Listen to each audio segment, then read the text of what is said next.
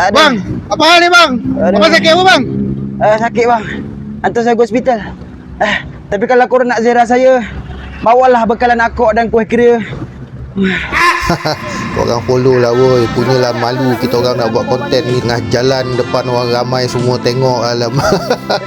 Tak adalah, cuma kita nak pesan, kita nak sampaikan mesej kami bahawa sebenarnya kalau kita nak pergi ziarah orang sakit, tak semestinya kita beli buah ataupun apa-apa. Kita boleh ziarah dengan satu buah tangan kuih warisan orang-orang lama.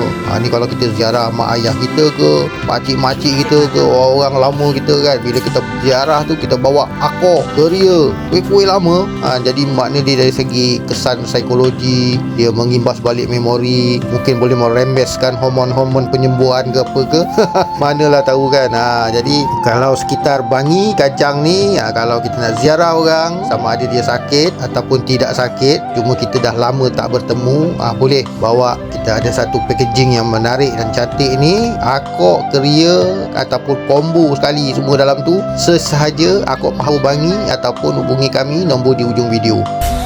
Gedung gebu gebah